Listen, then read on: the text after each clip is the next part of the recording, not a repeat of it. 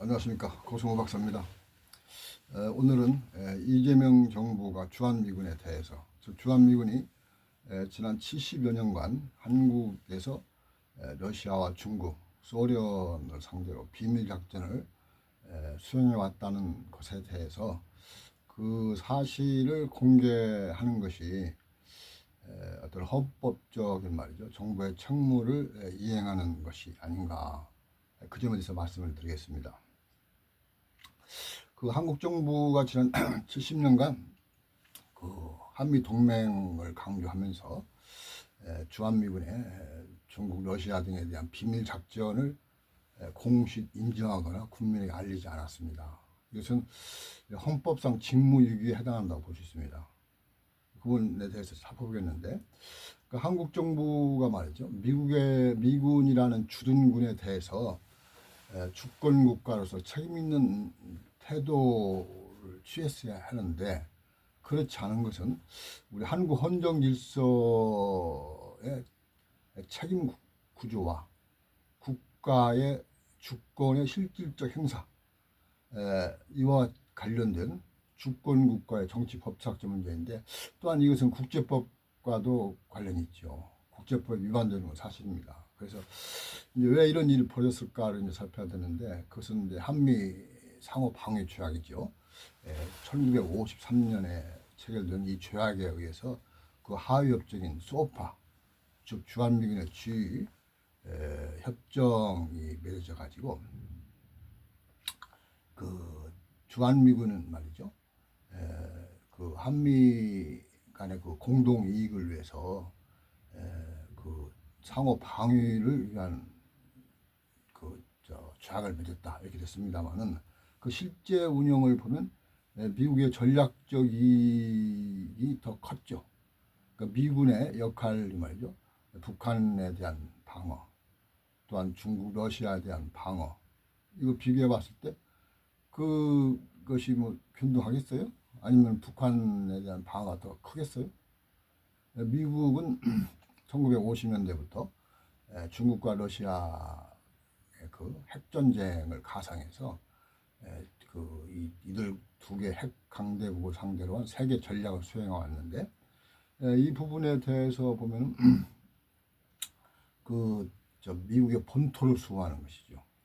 근데 주한미군은 뭐 우리 한국에서 공개된, 또 한미 정부와 두 정부가 강조하는 북한에 대한 말이죠, 억지력, 저지력이라고 하는 것은 아주 국지적인 것에 불과하잖아요. 그러니까 우리가 이제 그 미국의 그 전략적 이익, 글로벌 차원에서 핵 억지력과 연계된 말이죠, 그 미국의 그 60년대 이래로 비밀 작전, 즉 SIOP, 오플란 수행 기지로 주한미군이 기능해 왔다. 이 점에 대해서 우리가 그 인정을 해야 됩니다, 이 부분에. 그러니까 그럼에도 불구하고 역대 정부가 이제 그러한 사실을 밝히거나 인정하지 않았죠. 공식적으로 뭐 그 자체를 언급하거나 또 부인하지도 않고, 그래서 단지만 이제 그 한미 동맹을 위해서 소파를 존중하고 이행해야 된다. 그래서 그에 대한 관련 정보를 그 국민에게 알리거나, 아니면 국회에서 이제 소파 관련한 이제 그 예산을 심의하는 그 부분만을 이제 그 어떤 허용이 됐었죠.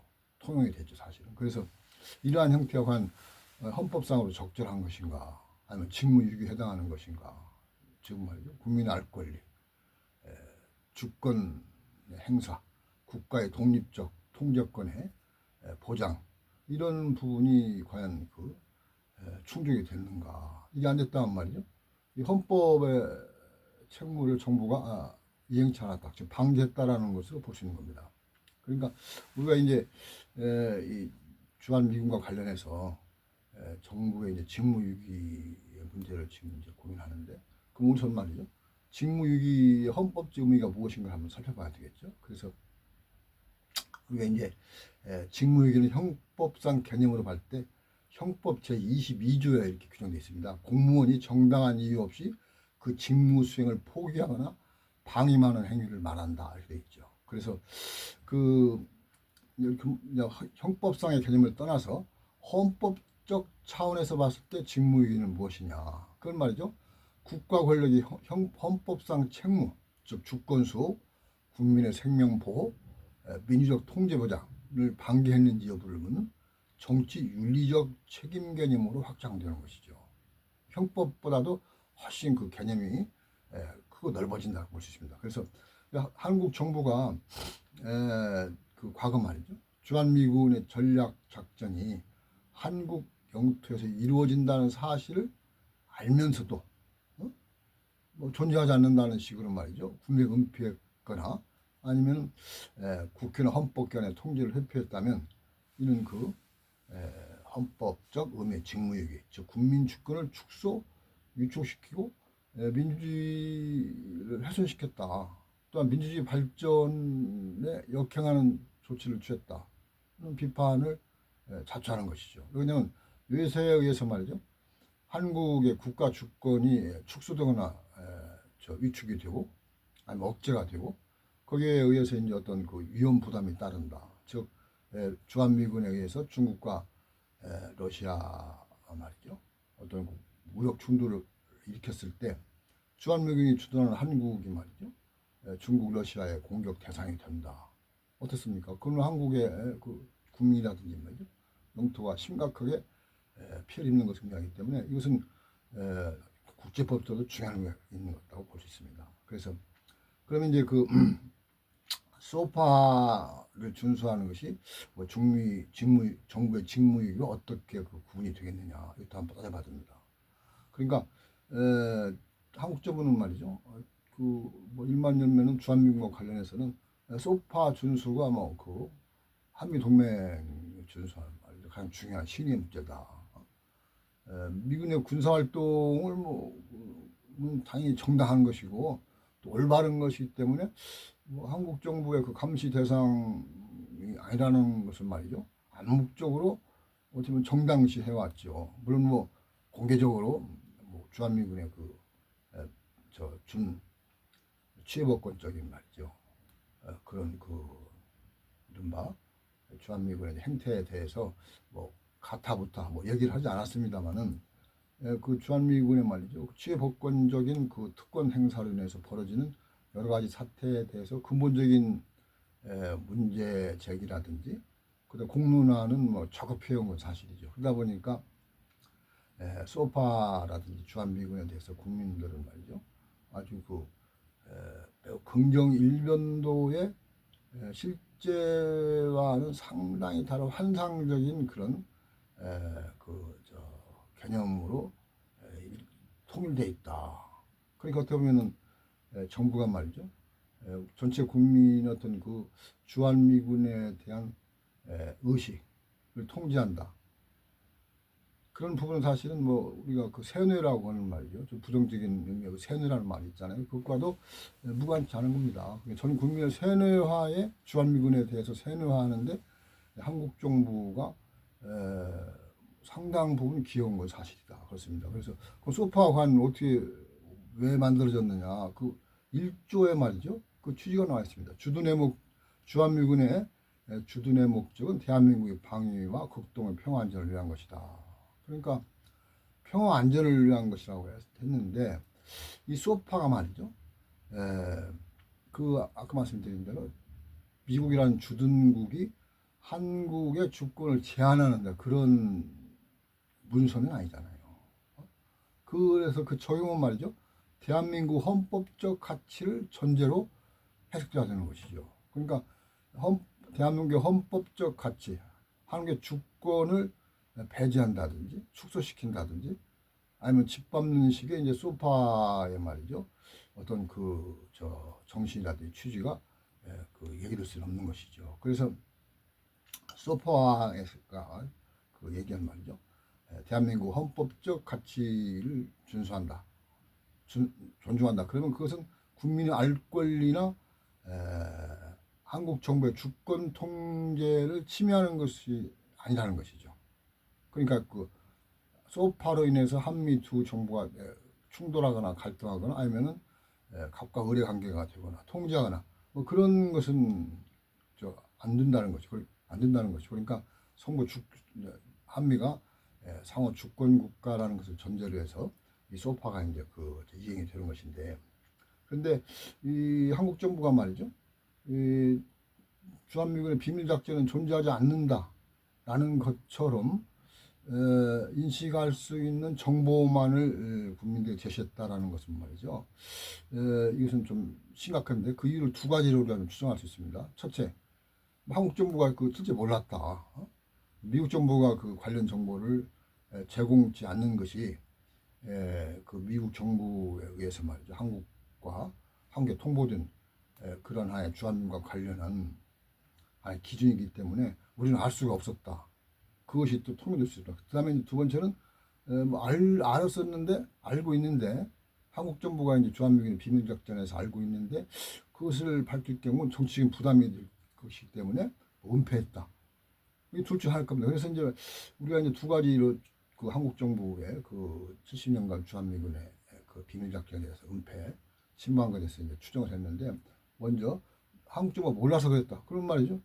이 자체 모르는 것은 미덕이 아닙니다. 사실은 무지는 미덕이 아니에요. 국가안보의 핵심을 그 정부가 이행해야 되는데 다른 나라가 말이죠.